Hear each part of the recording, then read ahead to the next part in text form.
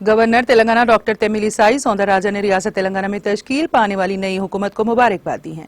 उन्होंने कहा कि हम चाहते हैं कि अवाम से किए गए वादे पूरे हों और नई हुकूमत अवामी खिदमत में कामयाबी हासिल करें। गवर्नर तमिलिसाई सौंदरराजन ने तेलंगाना कानून साज असेंबली और कौंसिल के मुश्तरका इजलास से खिताब किया।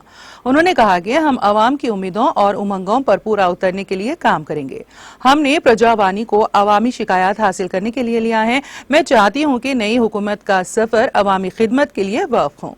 ये हुकूमत किसानों, नौजवानों और खवातीन को तरजीह देती है। तमाम लोगों को एकसा मौके फराहम किए जाएं।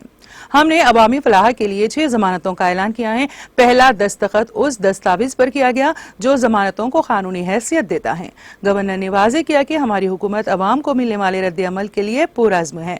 गवर्नर ने कहा कि हमने जिम्मेदारी संभालने के 48 घंटों के अंदर 2 जमानतें नाफिज की। हम अगले 100 दिनों में 6 जमानतों पर अमल दरामद पर काम कर रहे हैं। हुकूमत इंतखाबी मंशूर में किए गए हर वादे पर कायम है। अवाम की सेहत और तहफ़्फ़ुज़ हमारी हुकूमत की अव्वलीन तरजीह है। राजीव आरोग्यश्री स्कीम के इलाज की हद बढ़ाकर 10 लाख कर दिया गया। हम इंतखाबात के वक्त कांग्रेस की तरफ से किए गए तमाम ऐलानात को लागू करेंगे। हम तेलंगाना के शहीदों के लवाहिकीन को 250 गज घर की जमीन और एजाजिया देंगे।